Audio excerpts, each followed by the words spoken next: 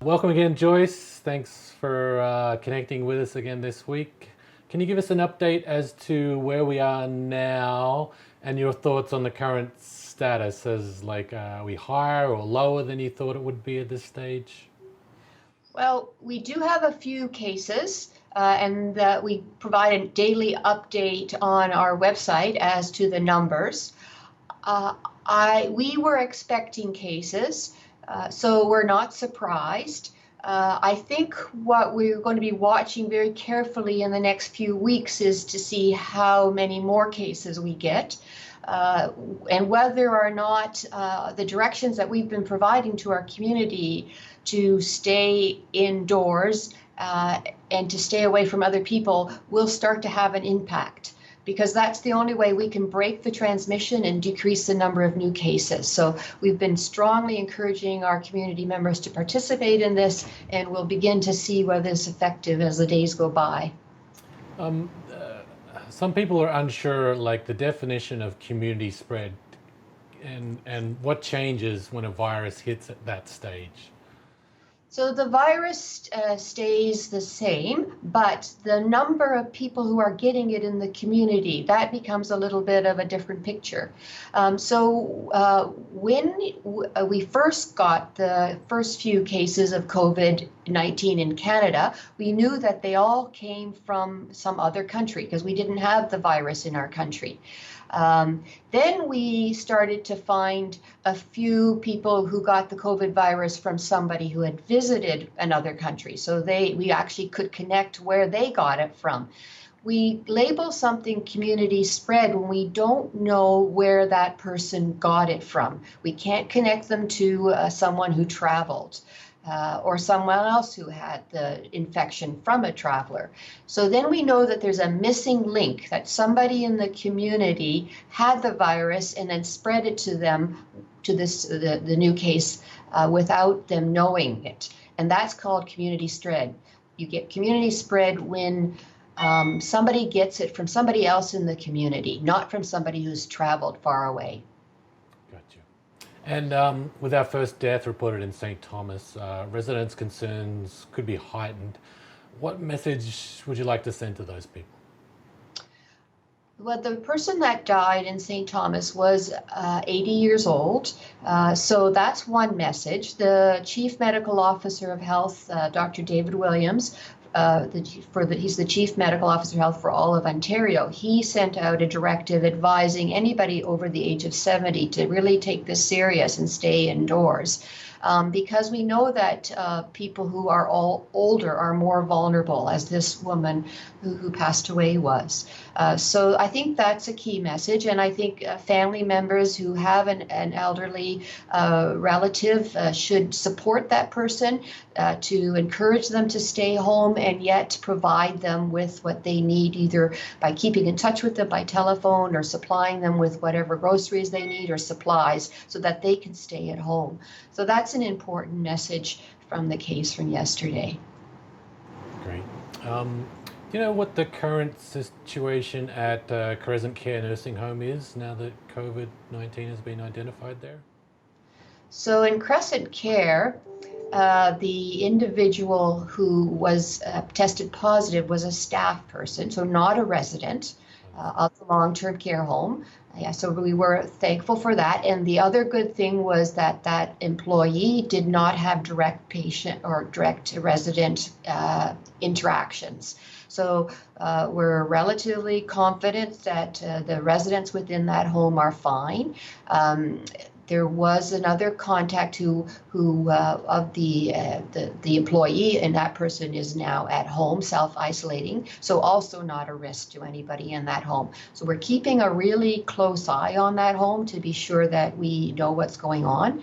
At the same time, we want to advise people that our elderly people, particularly those in long-term care, are at high risk for getting seriously ill with this. So again, don't visit your family members there, and let them stay in touch with them by other ways. Question has come up, is it better to take that person out of long-term care? Well, the long-term care home is their home, and no one likes to be taken out of their home, and it is the best home for them because they need the care that they get there. Because they're in that home, they can't get that care anywhere else. Also, the homes are working very, very hard to keep their residents safe, and they've got, they're not allowing visitors in. They're checking their staff when they come to work and when they leave work to be sure that their staff are healthy, and they're putting all kinds of actions in place to be sure that they can minimize the spread of any germs within that facility. So probably at this time, I would say the long-term care home is the safest place for those residents, and I certainly wouldn't take them out. That I see one of our local cases has been resolved and the patient recovered. How do you make this determination, and what steps have been done to confirm the virus is no longer in a person's system? So the virus is a cold virus, and the kind of symptoms people get are mild symptoms. So of a cold, so they'll get a cough. Some people might get a fever like a flu, or a sore throat like a cold. And so people with mild symptoms, like any other cold virus, we just let them get better. And we're saying to the general public, if you have a cold virus right now, we don't know if it's a cold virus from the COVID virus, or if it's a cold virus from one of the other viruses that circulates commonly at this time of year. So at the moment, we're giving the same advice to everybody with a cold virus. If you have a cold virus symptoms, stay home, don't go to work. Try and stay away from your family members. Practice good hand hygiene at home. And when you're feeling better, give it another 24 hours, and then you can go back out. And that's the same directions we're giving for everyone, for the COVID virus or any other respiratory virus. Now, if you're a healthcare worker, then we treat you a little bit differently. We will either keep them home for a longer period of time to be sure that they are not going to spread it to their patients. And sometimes we will try and be sure that they aren't infectious anymore by doing a test. And that depends on the situation and the job that people do. And can you give us an update on the assessment centers in our region, when and where they'll be running? Yes, we do know that there are plans that are ready to go for an assessment center affiliated with each of our local hospitals. And they are prepared so that if we need them, we can use them. However, we will not be opening them until there really is a need. So right now, if you think you have COVID, it's best to go through a series of steps. The first one is to go to the Public Health Agency of Canada and go to their self-assessment site and complete that tool and determine, and it will tell you whether you need to seek further care. If at that point you need to seek further care, you need to either call telehealth, your family doctor, or your practitioner, or you can call public health.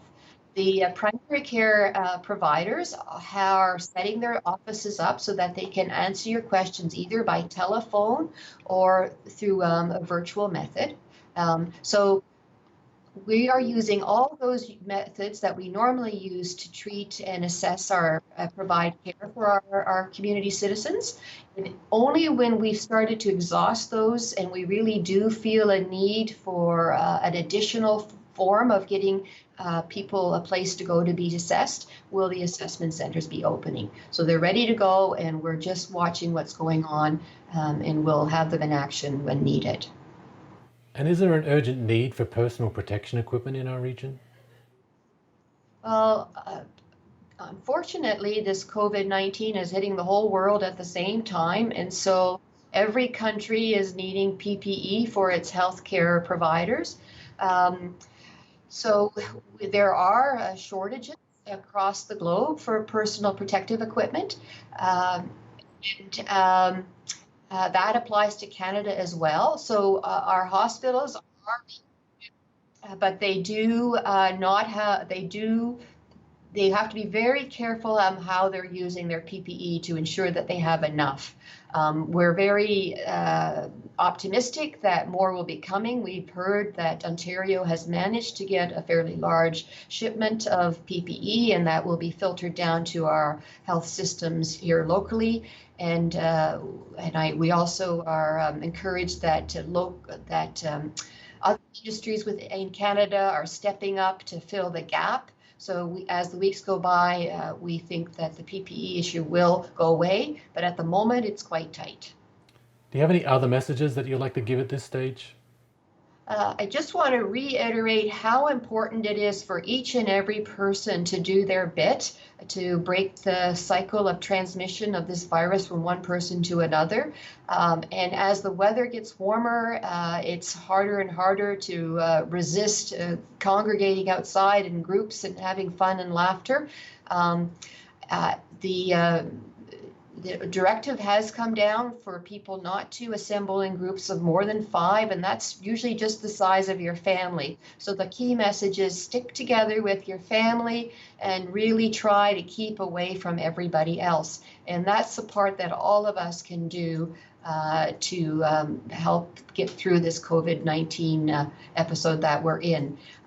I've been really pleased to see how our retailers are stepping up and trying to, limit the number of people in stores and keep people separated in the cash line. So they're doing their bit, and I'm asking all our citizens to do their bit as well. And the quicker we can toe this line, the faster we'll get through all of this. Thanks for joining us today, Dr. Joyce Locke. We appreciate your time. Yeah, have a great day.